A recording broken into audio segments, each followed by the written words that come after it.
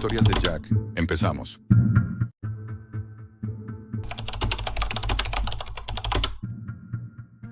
Si estás escuchando esto, significa que he roto mi promesa y he hecho público lo que nunca debía haber leído.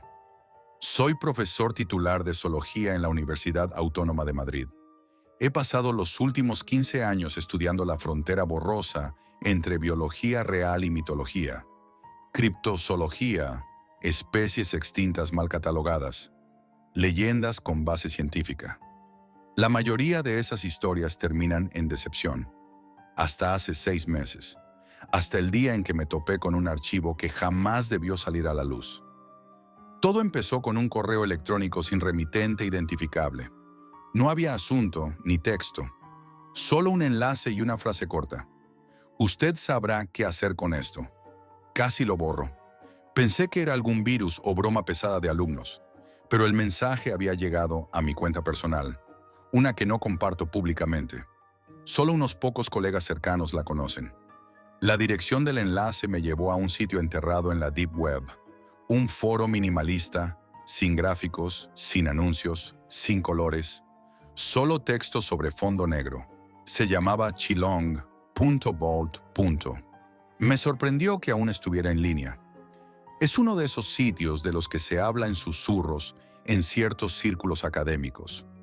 Un lugar donde se suben documentos no autorizados, presuntamente extraídos de archivos militares, proyectos científicos confidenciales, cosas que el público no debería ver. Nada más entrar, una advertencia parpadeó en rojo. Este sitio contiene material clasificado. Accedes bajo tu propio riesgo.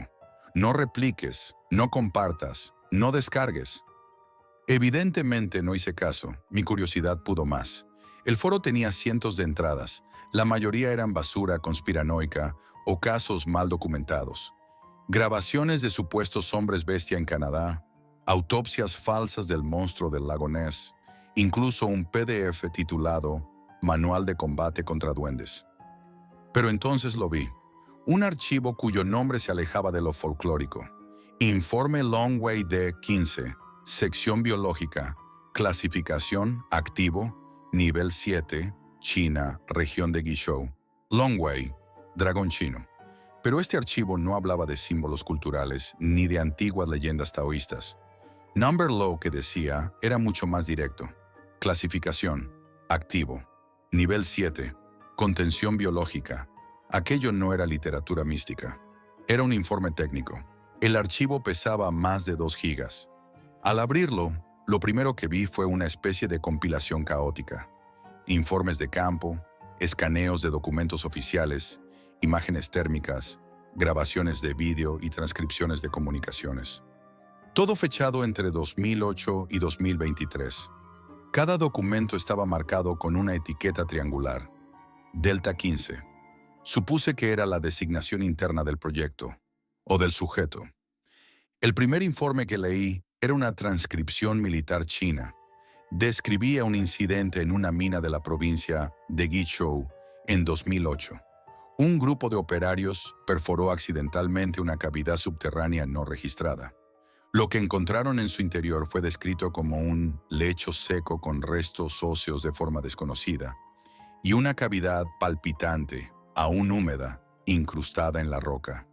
Uno de los trabajadores se acercó demasiado. Lo siguiente es literal. Fue alcanzado por un chorro de fluido corrosivo a presión. La piel se desprendió inmediatamente. No sobrevivió al traslado. El informe concluye que el material segregado era ácido altamente reactivo, compuesto por enzimas nunca antes catalogadas. No se parecía a nada conocido.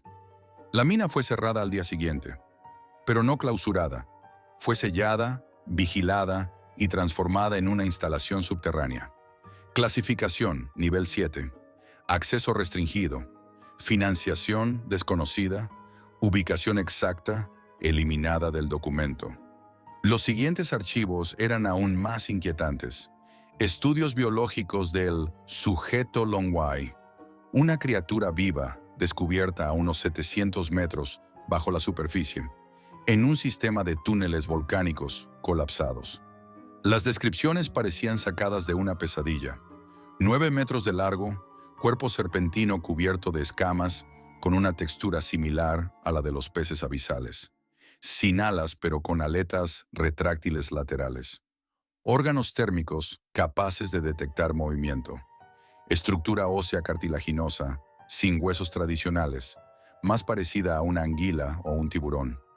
Pero lo más espeluznante era su sistema defensivo, glándulas dorsales secretoras de una sustancia ácida, capaz de ser proyectada a gran presión.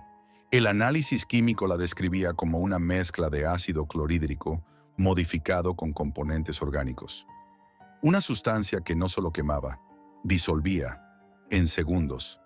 Había imágenes, fotografías con etiquetas borradas, pero algunas eran claras. Huesos derretidos, restos de equipo militar fundidos como si hubieran estado en ácido. Un dron de exploración con la lente completamente destruida y el revestimiento arrancado. Después encontré vídeos, grabaciones de vigilancia, misión de reconocimiento número 12. Fecha, 2013. 2 soldados con trajes NBQ avanzan por una galería. Oscuridad total, solo luz infrarroja, conversaciones tensas. El líder susurra algo sobre nueva actividad biológica. El otro, más nervioso, dice: no hay señales térmicas, pero noto algo. El aire vibra. La imagen se mueve. Un sonido sordo. Un líquido oscuro golpea la cámara. Gritos, estáticos. Un crujido húmedo. Y luego, silencio. El vídeo termina sin cortes. Simplemente se apaga. Según otro archivo, solo recuperaron fragmentos de los trajes. Nada más.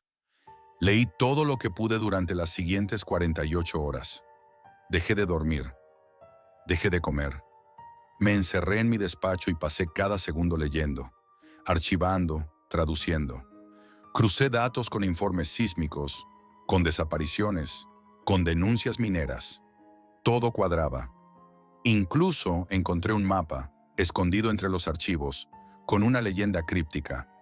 Zonas de desplazamiento no lineal detectadas entre 2017 y 2019. Líneas trazadas bajo la corteza, como rutas, como si aquello se estuviera moviendo, como si no estuviera quieto. Y entonces, en uno de los últimos documentos, encontré una frase breve, apenas visible en una nota a pie de página. Containment is temporary. Subject Longwei adapts. La contención es temporal. El sujeto Longwei se adapta. Cerré el portátil. Me quedé inmóvil. Tenía la garganta seca.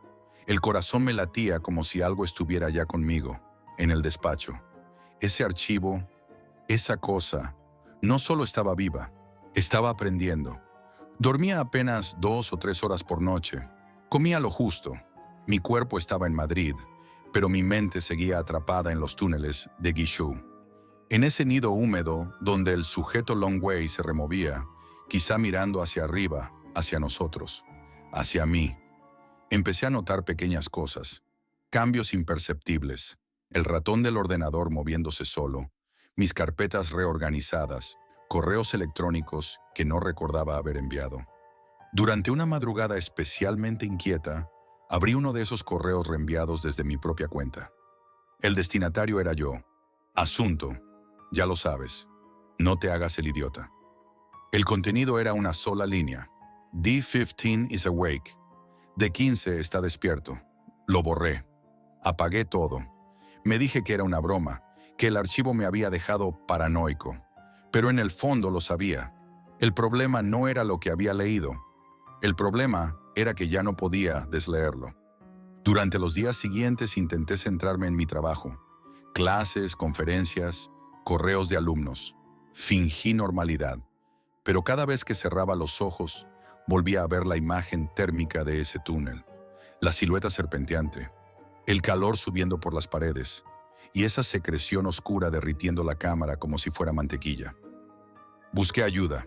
Contacté con un colega en la Universidad de Zhejiang, experto en fauna subterránea. Me contestó con un mensaje breve. Jack, deja eso. Ya murieron 2 por intentarlo. ¿No sabes que no puedes mirar al dragón sin que te mire de vuelta? Esa fue su única respuesta. Bloqueó mi correo. Eliminó su cuenta. Empecé a sentirme observado. No metafóricamente, literalmente. Una noche, al volver de clase, noté que la cerradura de mi casa había sido forzada. Nada robado, nada fuera de lugar. Solo el portátil, encendido, con el mismo archivo abierto. Pero no como yo lo había dejado. Había nuevas líneas, nuevos nombres. Mi nombre, Jack, Universidad Autónoma de Madrid. Última conexión al archivo. Hace 13 minutos. Coordenadas exactas. Eso era una amenaza. No me lo imaginé. No era mi mente jugándome una mala pasada. Lo sabía por lo que pasó después. El 14 de abril me citaron en el Departamento de Seguridad Informática de la universidad. Dijeron que alguien había estado accediendo a la red del campus desde ubicaciones encriptadas. Me enseñaron un gráfico de conexiones. Todas llevaban a mi despacho. Cuando intenté explicar que era un ataque externo, que alguien había entrado en mi cuenta, que posiblemente era una red estatal, me miraron en silencio. No me creyeron. Y lo peor, no podían ayudarme. Ese día tomé una decisión que todavía no sé si fue cobarde o sensata. Fui a casa, hice una copia del archivo en un disco externo y luego formateé todo. Discos, móviles, cuentas. Quemé las copias impresas en el jardín comunitario de madrugada. El humo olía extraño, como a hierro quemado, como a los túneles de Long Way. Pero todo eso fue inútil, porque cuando la infección ya está dentro, no basta con destruir los documentos. Yo ya sabía. Seguí investigando en secreto. Me mudé de casa, cambié de identidad online, pero la información ya había echado raíces. Descubrí nuevos documentos, esta vez en foros aún más oscuros. No hablaban de Long Way, al menos no directamente. Usaban nombres en clave. Organismo Profundo 9, Activo Silente, Resonancia 0. Pero la descripción era la misma.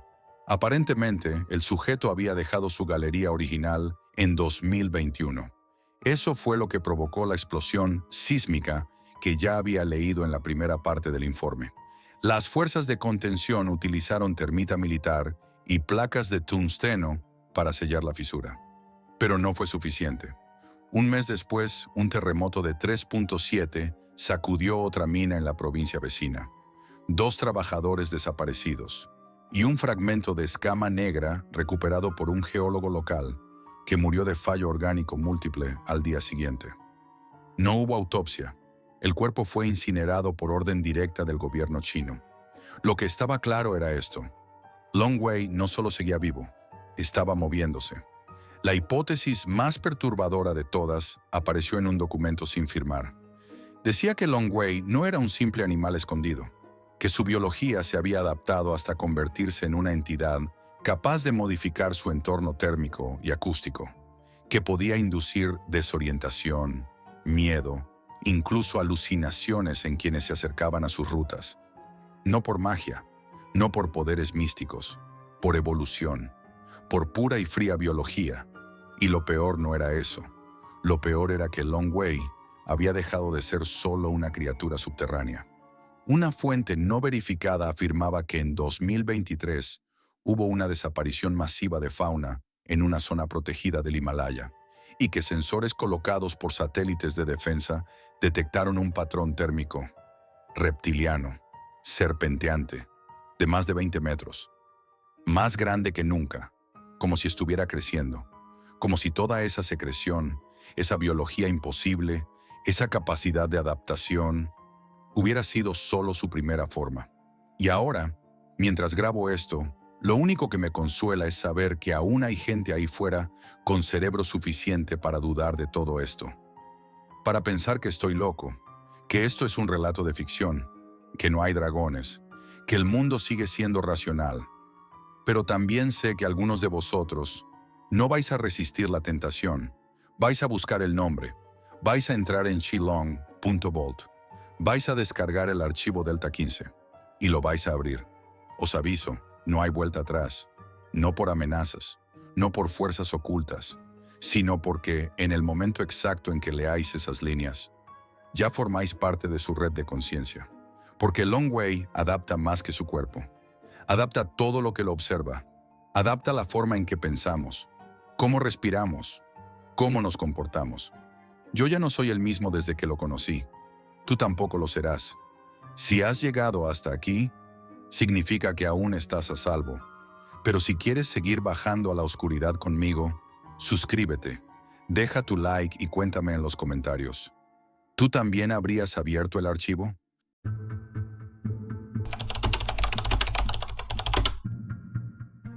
Pensaba que lo peor que te podía pasar en la Deep Web era ver algo perturbador, hasta que alguien me pidió ayuda. Siempre he sido curioso. No una curiosidad sana, del tipo que te lleva a leer sobre historia o ciencia. Lo mío siempre ha sido más oscuro. Me interesa lo que no debería interesarme, lo oculto, lo que está al margen. Por eso terminé en la Deep Web. La primera vez que entré, lo hice con miedo, sí, pero también con esa mezcla adictiva de ansiedad y morbo. Y al principio fue decepcionante. Foros vacíos, páginas lentas, muchas estafas. Pero luego empecé a encontrar cosas más raras. Comunidades que hablaban en clave, ofertas que sonaban más a amenazas, diarios personales que parecían escritos por gente rota por dentro. Nunca toqué nada ilegal. No soy estúpido, pero leía, observaba. Me perdía durante horas en foros oscuros, solo para intentar entender qué tipo de gente se esconde allí. Y una noche, entre enlaces muertos y salas de chat vacías, encontré algo diferente. Un foro titulado Ayudas Anónimas. El nombre me pareció irónico. En un sitio lleno de amenazas y tráfico, ese rincón ofrecía ayuda. Solo tenía una docena de hilos. Casi todos parecían inactivos, excepto uno. El título decía, necesito ayuda urgente.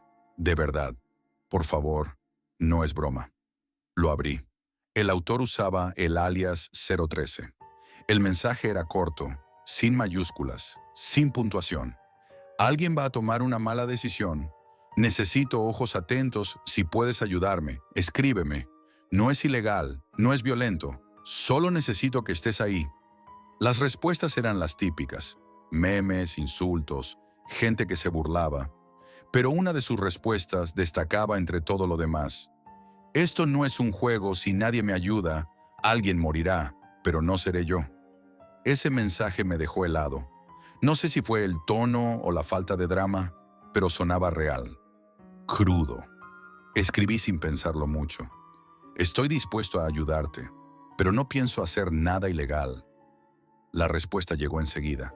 Me agradeció y me dijo que lo único que necesitaba era que mirase una cámara. Solo eso. Me envió un enlace cifrado con una contraseña. Me explicó que tenía acceso a ciertas transmisiones por motivos que no podía contarme. Juró que no era nada turbio. Yo sabía que lo más inteligente habría sido cerrar el portátil y olvidarme, pero no lo hice.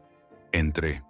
La transmisión mostraba una habitación vacía, techos bajos, paredes sucias, sin ventanas. Una bombilla colgante se balanceaba, lanzando sombras suaves en círculos. Había una silla en medio de la sala, nada más. En el fondo se oían pasos, suaves, lejanos.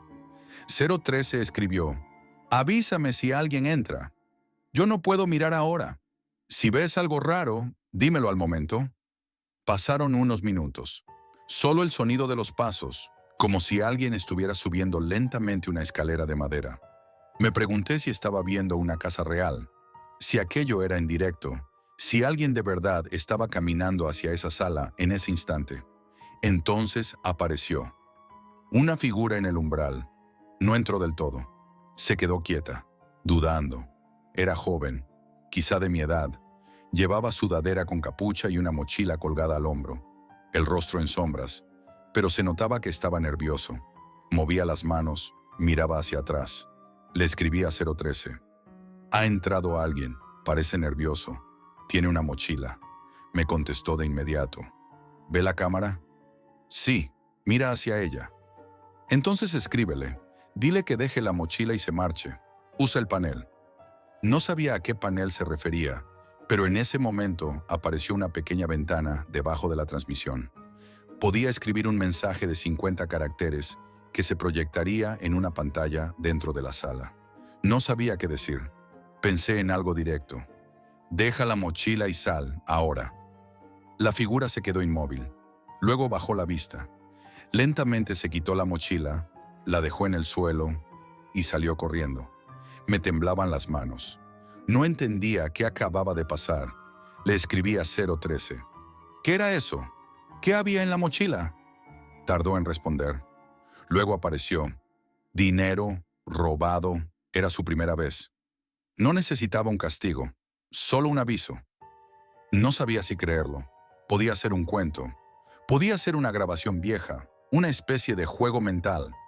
Pero algo en mi interior me decía que había sido real, que yo había evitado que alguien cruzara una línea. Le pregunté si era policía. Me dijo que no. Solo intento evitar errores graves. A veces basta con una frase en el momento adecuado. Después de eso, no volvió a escribirme. Me quedé mirando la pantalla vacía. La habitación seguía ahí, pero ahora solo se escuchaba un leve zumbido eléctrico, como si todo el aire hubiese desaparecido.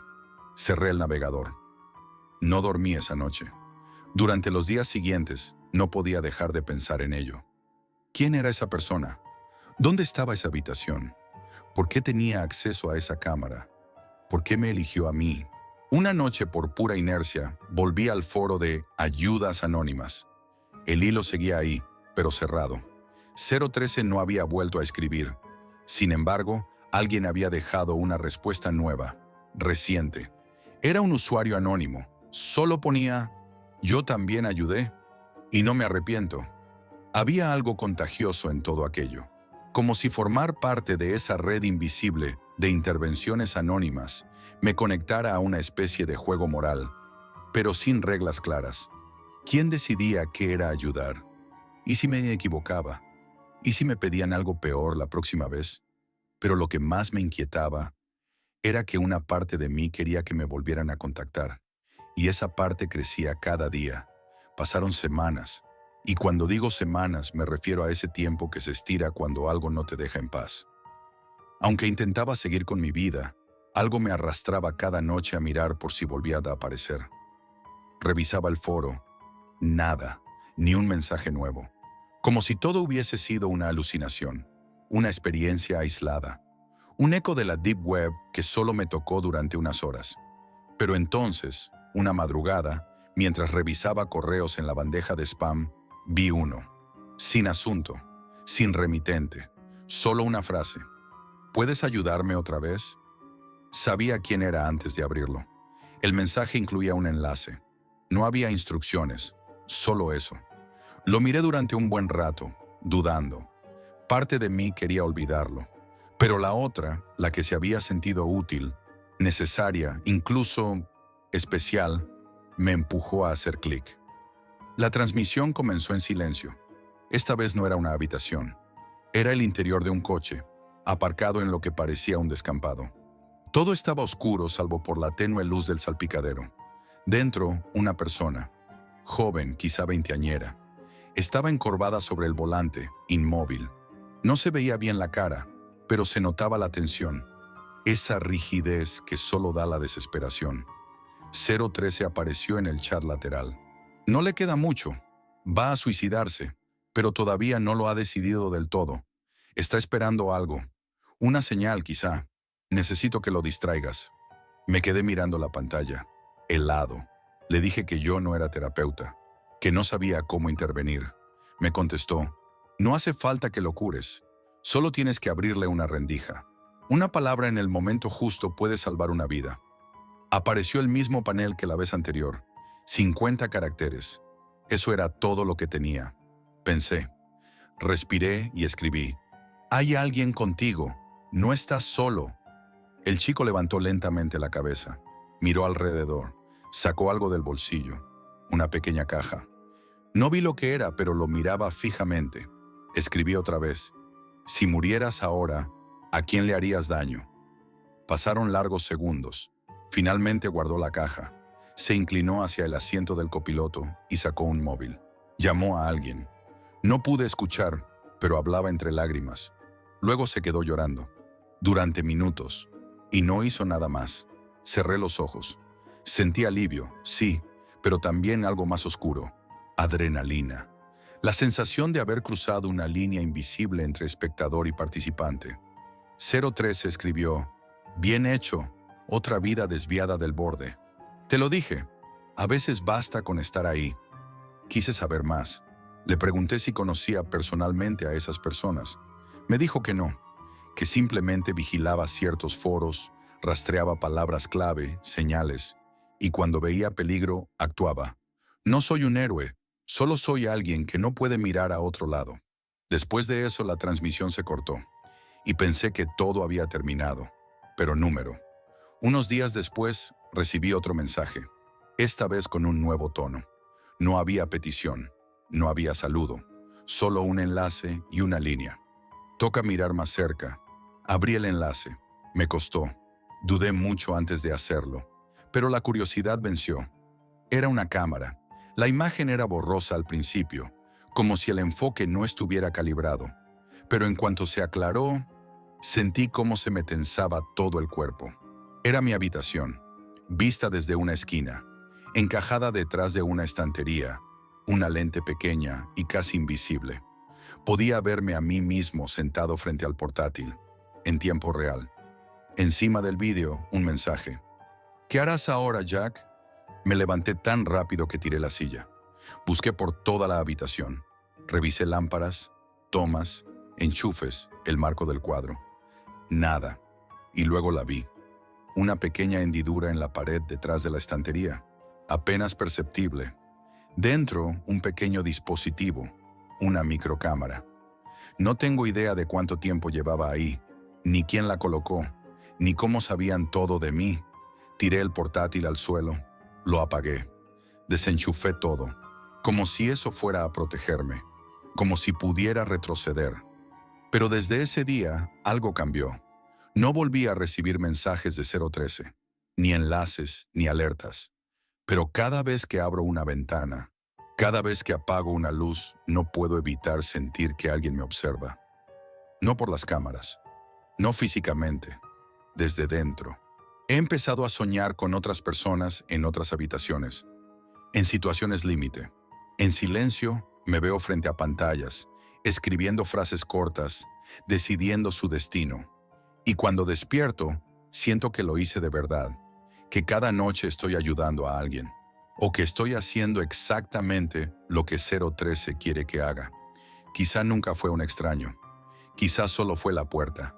La Deep Web no siempre te ofrece horrores, a veces te convierte en uno sin que te des cuenta. Y lo peor es que te convence de que estás haciendo el bien.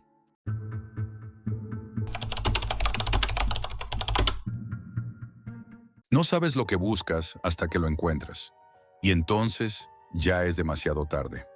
No soy un héroe ni un valiente explorador. Simplemente fui alguien con demasiada curiosidad y pagué el precio.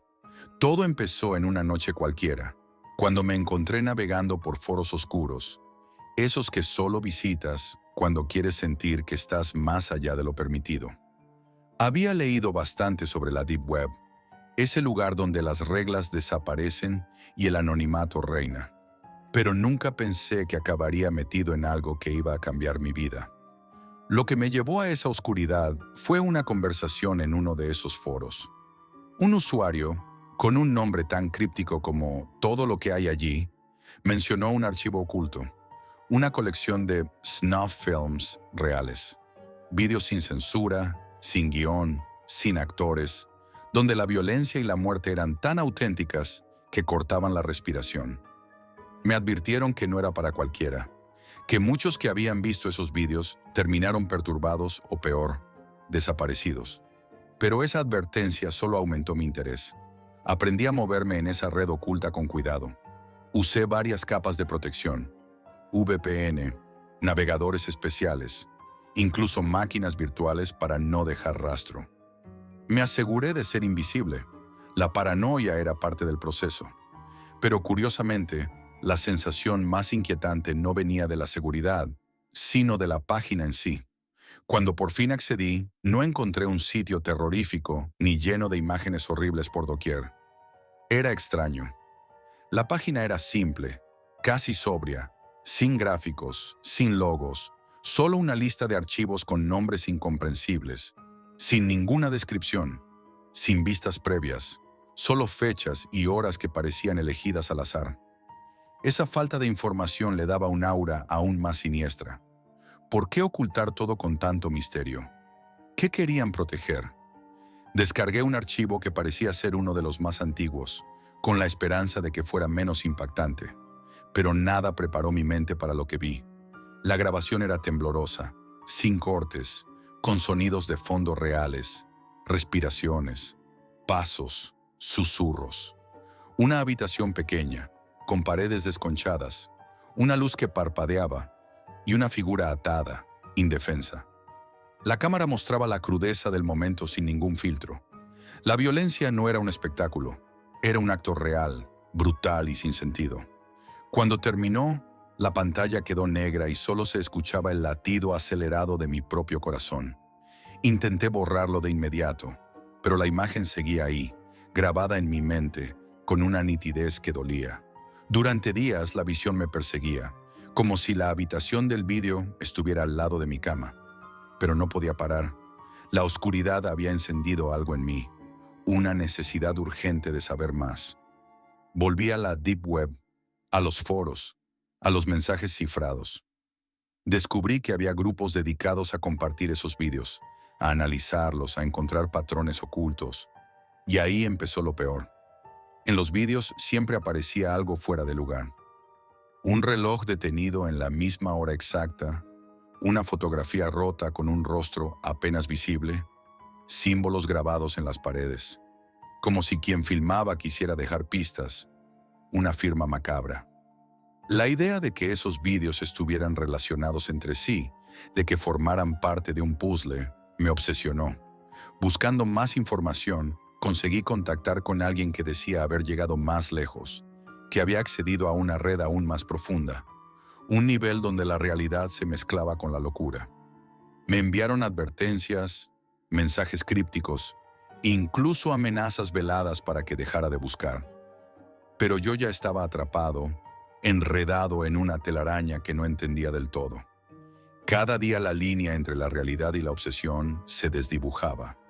Empecé a notar pequeños detalles inquietantes en mi entorno, objetos movidos del lugar, luces que parpadeaban sin explicación, susurros lejanos cuando todo estaba en silencio.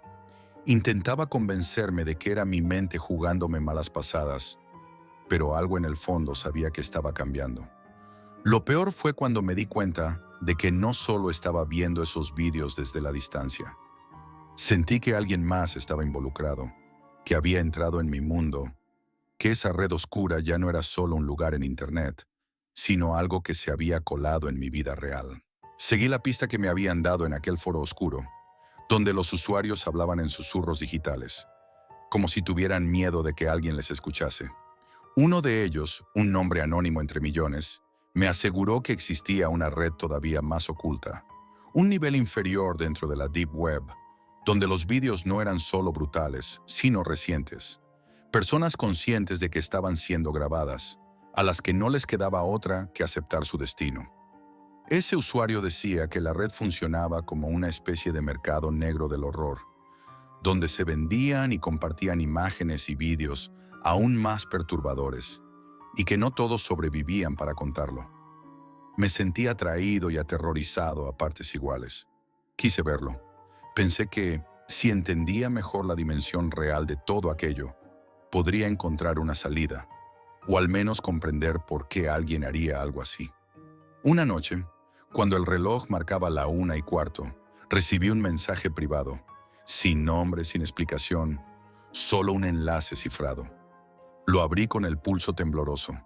En la pantalla apareció mi apartamento, con una nitidez escalofriante. La cámara estaba oculta y mostraba un ángulo imposible, desde detrás de la cortina del salón, apuntando a la puerta principal, al sofá, a la mesa donde dejo el móvil. No había ruido, solo la imagen fija de mi hogar. Sentí un vacío helado en el estómago. Por primera vez comprendí que alguien había estado ahí, conmigo, sin que yo lo supiera. La pantalla se quedó en negro y apareció un mensaje que me heló la sangre. Ahora ya sabes que no estás solo. Pasé la noche sin dormir, revisando cada rincón de la casa, buscando cámaras ocultas, micrófonos, alguna señal que delatara la presencia de un intruso. Nada. Pero la sensación de ser observado no me abandonaba. Cada sombra, cada sonido se convertía en amenaza. Los días siguientes fueron un infierno. Mi mente se dividía entre la realidad y la paranoia. Empecé a percibir sonidos extraños. El roce de algo metálico cuando no había nadie. El leve crujido de pasos en el pasillo. El eco de susurros indescifrables cuando la casa estaba en silencio. Intenté racionalizarlo, convenciendo a mi mente de que todo era producto del estrés, de la obsesión por esos vídeos. Pero el miedo real estaba ahí, palpable, sin dejarme respirar. Entonces recibí otro vídeo. Esta vez el título me golpeó como un puñetazo. Jack. Sin pensar lo abrí. La imagen mostraba una habitación desconocida, oscura, con una lámpara parpadeando débilmente. En el centro, una figura inmóvil con mi rostro, una especie de muñeco sin vida que imitaba mis rasgos, pero sin alma ni movimiento. El reflejo de algo roto, una sombra de mí mismo. Mi corazón se aceleró. No era un montaje ni un truco digital.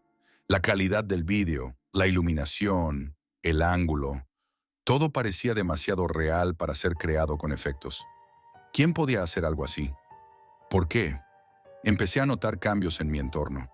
Objetos movidos de sitio, fotos rotas que no recordaba haber tocado, relojes que se detenían siempre a la misma hora, notas escritas con tinta invisible que aparecían bajo la luz tenue de la lámpara. La casa se volvió un escenario de inquietudes. Cada detalle parecía una pieza de un puzzle macabro que alguien estaba armando con mi vida como pieza central. La paranoia me dominaba. Dejaba mensajes por toda la casa, como si pudiera olvidar algo vital, como si intentara protegerme a mí mismo de mí mismo. Cambié cerraduras, puse cámaras de seguridad que grababan todo, pero nada impedía que aparecieran nuevas señales. Una frase escrita en la pared con sangre seca, una sombra que se movía fugaz en el reflejo del espejo, la sensación constante de que alguien respiraba a mi espalda. La red oscura había dejado de ser un simple lugar digital para convertirse en una prisión invisible. Yo no era solo un espectador, sino parte del juego. Un objetivo marcado, un jugador sin escapatoria. Una noche cuando el reloj dio las 3, recibí un último vídeo. La imagen era borrosa, pero reconocí la habitación. Era la mía, o al menos lo que había sido antes. La cámara mostraba un espejo roto, reflejando mi rostro cansado y aterrorizado. Pero había algo más. Detrás de mí, una figura apenas visible, oscura, sin rostro, que parecía observarme con una calma aterradora. Sentí que mi mente se rompía en 1000 pedazos. No había fantasmas ni fuerzas sobrenaturales, solo un terror frío y tangible que se infiltraba en cada rincón de mi existencia. Desde entonces, cada día me llega un vídeo nuevo, una prueba de que alguien o algo controla mi realidad y que la oscuridad no está solo en la pantalla, sino dentro de mí. Si alguna vez sientes la tentación de mirar demasiado profundo en la Deep Web, recuerda, no es solo un lugar oculto en Internet, es un reflejo oscuro que puede consumir tu vida, tu mente, tu alma y convertirte en su próxima víctima.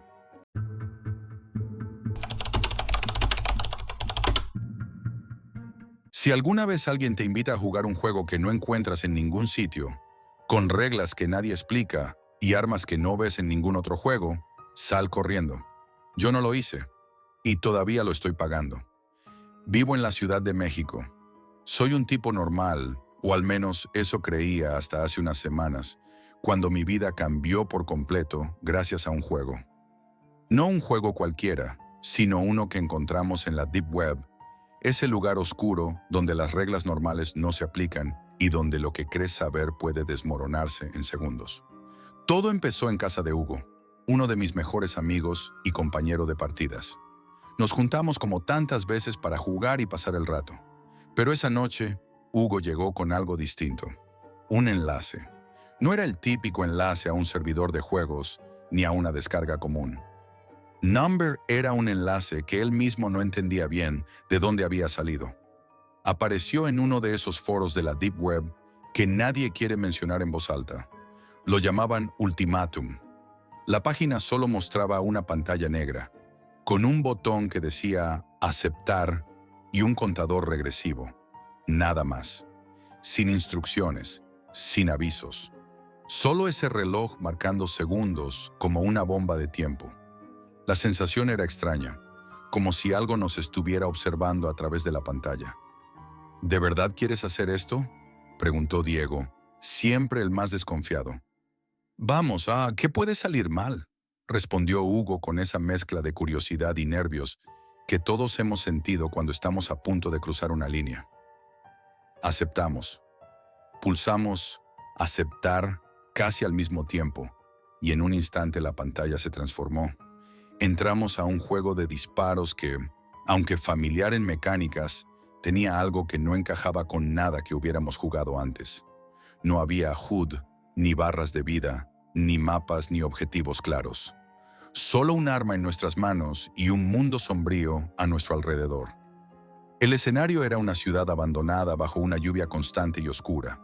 Calles desiertas, edificios derruidos, coches volcados y esa sensación de estar completamente solos. Pero no lo estábamos. Desde el primer momento, lo que más nos perturbó fueron las voces. No las de los jugadores, porque no había nombres ni perfiles visibles, solo la voz que salía del micrófono. Pero esas voces no eran normales. Eran susurros en idiomas que ninguno podíamos entender. A veces fragmentos de palabras sueltas que se colaban entre la lluvia y el viento virtual, como si alguien estuviera hablando directamente a nosotros. Aunque no supiéramos qué decían, nos comunicábamos con señales básicas, porque la confusión crecía. La munición no se recargaba como en otros juegos, se agotaba y desaparecía. Las armas se sentían pesadas, el retroceso parecía real, y el silencio entre disparo y disparo era sepulcral. Jugamos varias partidas y en cada una la atmósfera se volvía más opresiva. Descubrimos que no era solo matar enemigos.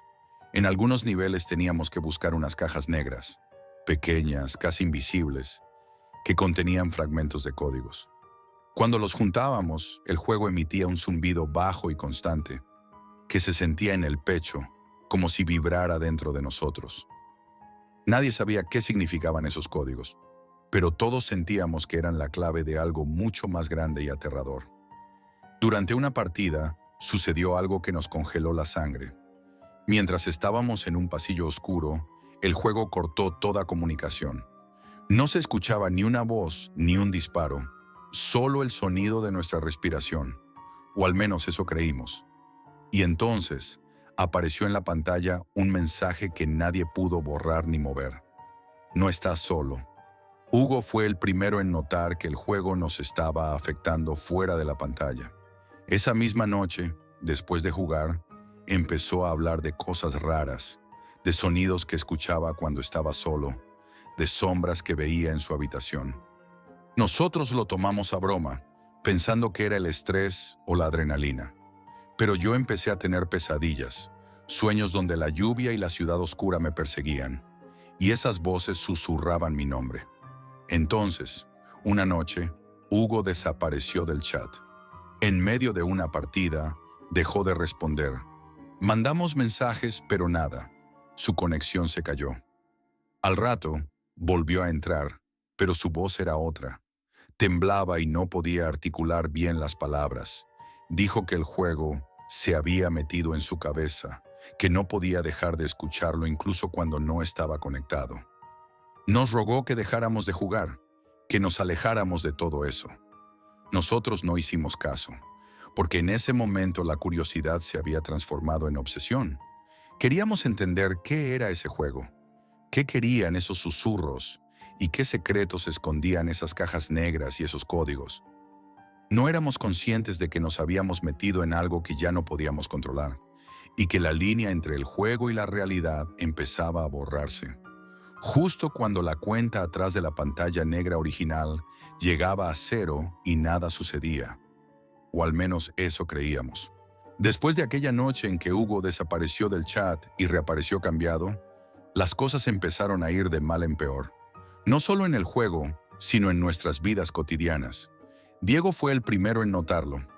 Una madrugada me contó que había escuchado pasos en la azotea de su edificio, pero cuando subió con el corazón en la garganta, no había nadie.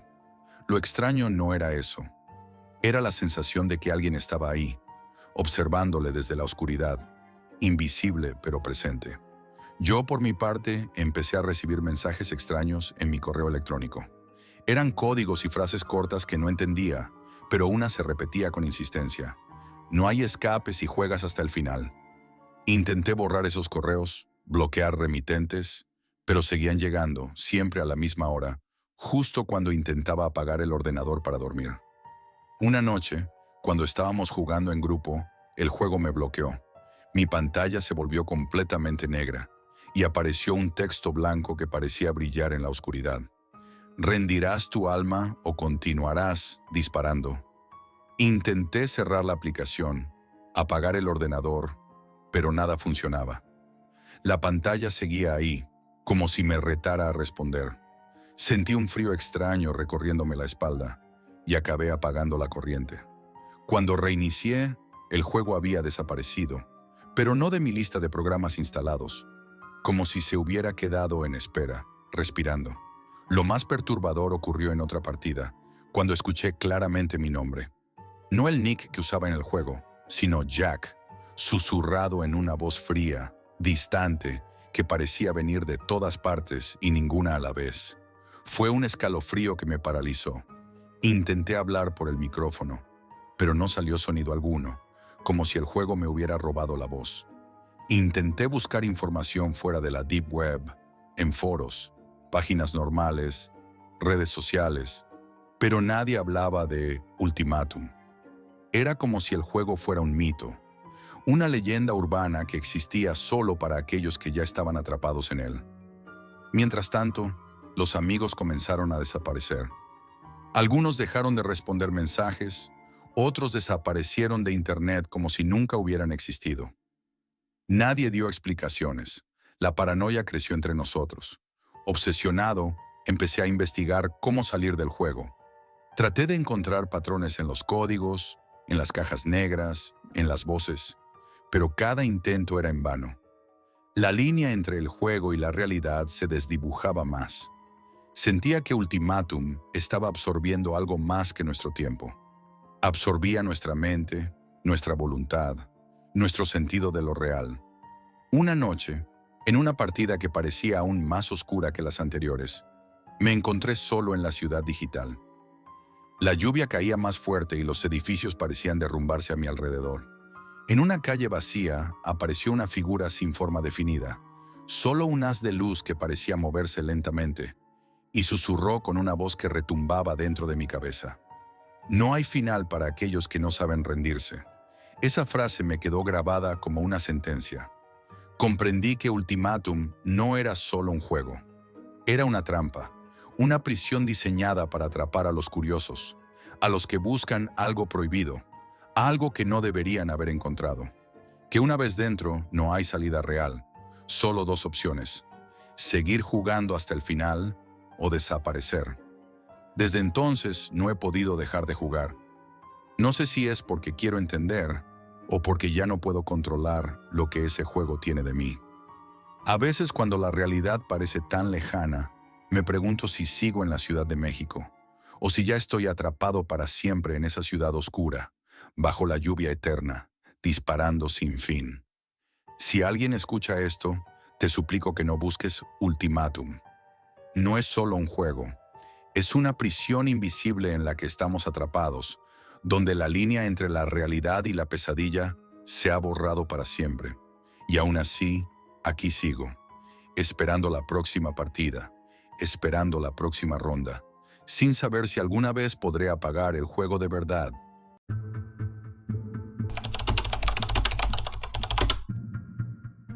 Nunca me imaginé que mi vida podría reducirse a una pantalla a medianoche, con extraños decidiendo mi suerte sin que pueda huir de ello. Desde hace meses trabajo en la Deep Web.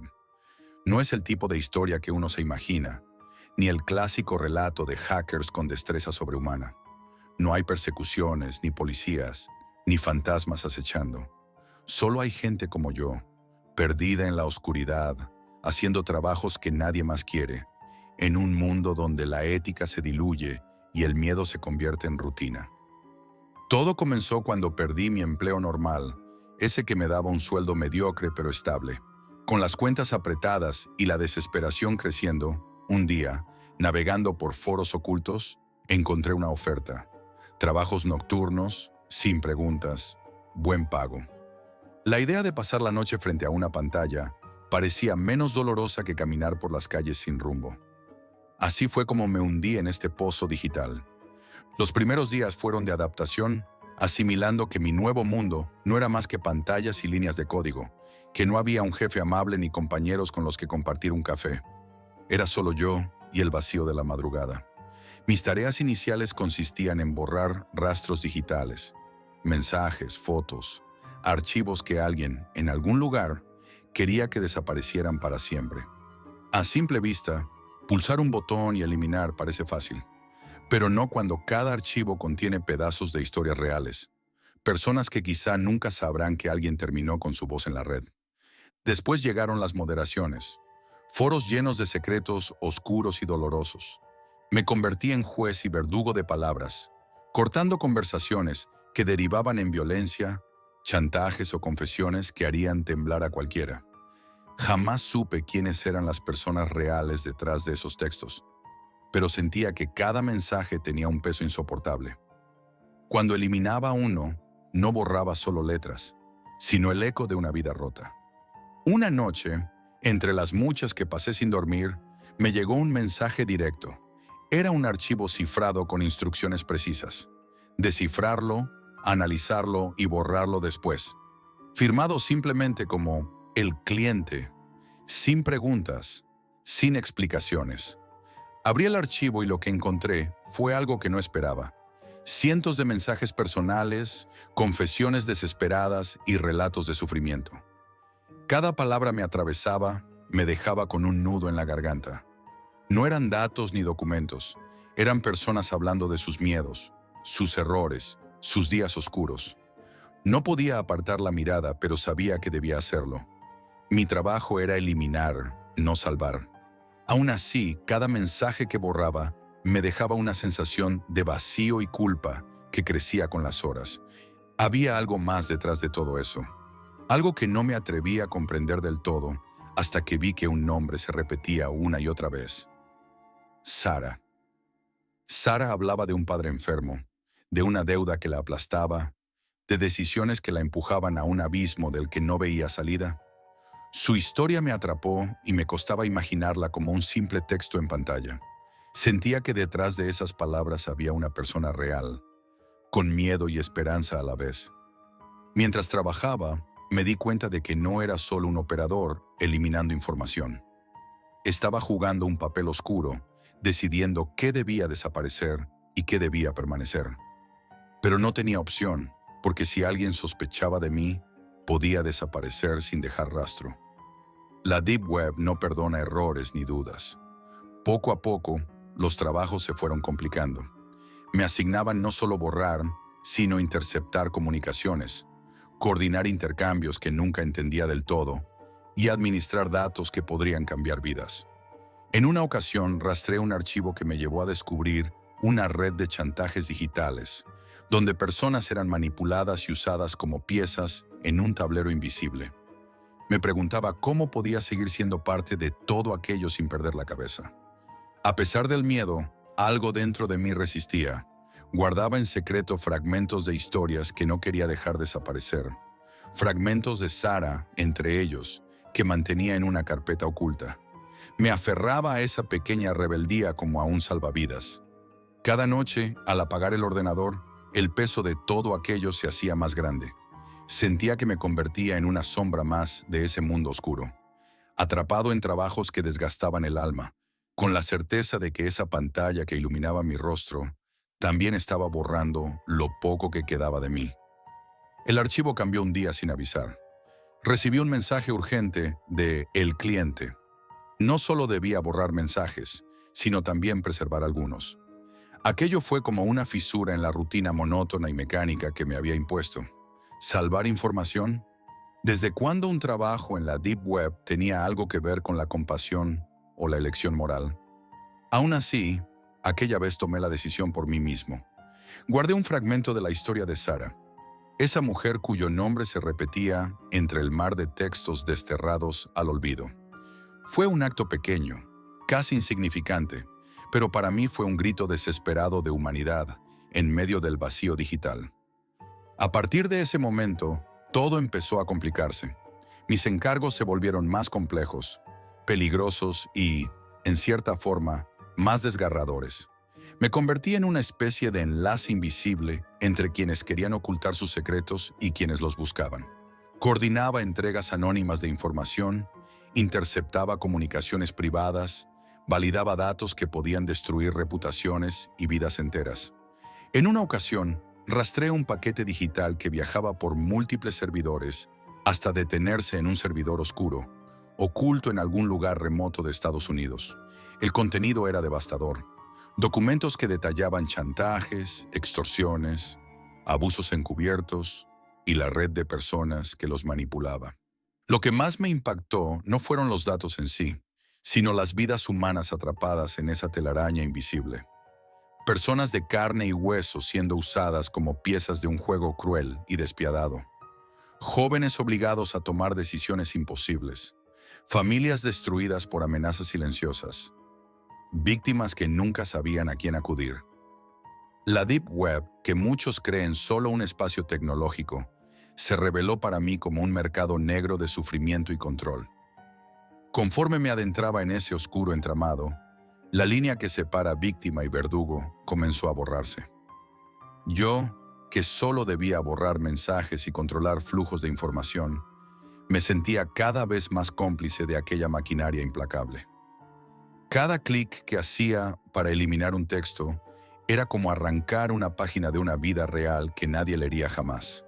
Sin embargo, el miedo a perder mi anonimato y mi propia seguridad me mantenía en silencio, atrapado en un sistema que me absorbía sin remisión. Una noche, cuando ya no esperaba nada más, recibí un mensaje privado de Sara. No sé cómo me había encontrado, pero allí estaba ella, escribiéndome desde un rincón oscuro de ese mundo digital que yo ayudaba a mantener en sombra.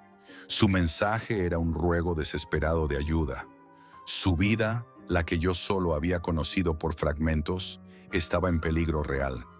Me habló de amenazas, de un ciclo infernal de miedo y deudas, de personas que la seguían controlando desde la penumbra. Su voz digital vibraba con un miedo palpable que me golpeó con fuerza. Sentí un miedo profundo, no solo por ella, sino por lo que ese mensaje implicaba para mí. ¿Cómo ayudar a alguien atrapado en una red tan vasta y oscura desde la distancia? No tenía más que fragmentos de información y la voluntad de intentar algo. Decidí arriesgarme y enviarle indicaciones para intentar romper ese ciclo.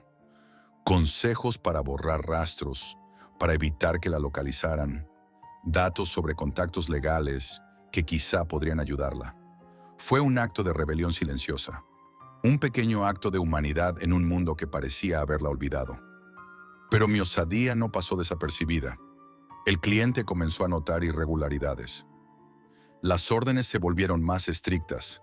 Las amenazas veladas comenzaron a aparecer en mis mensajes, recordándome que en ese mundo la desobediencia se paga caro. Mi anonimato, mi vida, todo pendía de un hilo tan fino que sentía que podía romperse con el mínimo movimiento en falso. El miedo se instaló en mi piel, y con él, la sensación de que el abismo al que me había acercado estaba a punto de tragármelo. A partir de entonces, cada trabajo que realizaba era un juego de equilibrio entre sobrevivir y mantener la pequeña chispa de moralidad que aún me quedaba. En una ocasión, me pidieron borrar el historial digital de una persona que había denunciado una red de abusos. Mientras ejecutaba la tarea, sentí una mezcla de ira y desesperación.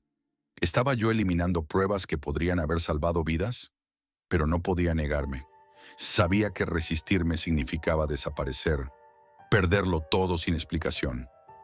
Mi cuarto se había convertido en una celda. Las horas se confundían. El insomnio era un huésped constante. La pantalla azulada reflejaba mi rostro cansado, con ojeras y una expresión de alguien que ha visto demasiado sin poder hacer nada. A veces me sorprendía a mí mismo hablando en voz baja, intentando recordar que yo también era humano y que fuera de esa habitación había un mundo real que me necesitaba. Mientras tanto, Sara seguía ahí, una presencia intangible que me ataba a una esperanza imposible. Cada vez que llegaba un nuevo mensaje suyo, sentía que no estaba solo en aquella oscuridad. Su lucha era la mía, y aunque el miedo me paralizaba, también me impulsaba a seguir adelante, buscando una forma de salir de aquella pesadilla. Sé que no puedo escapar fácilmente. Sé que cada paso que doy está vigilado, que cualquier error puede ser fatal, pero también sé que quedarme inmóvil sería renunciar a todo lo que me queda. Por eso sigo aquí, atrapado entre la luz fría de la pantalla y la sombra que amenaza con devorarme, intentando que, al menos, una voz, la de Sara, pueda encontrar una salida en este mar de silencio y oscuridad. Esto es todo por hoy, amigos, y recuerden, la realidad siempre supera a la ficción.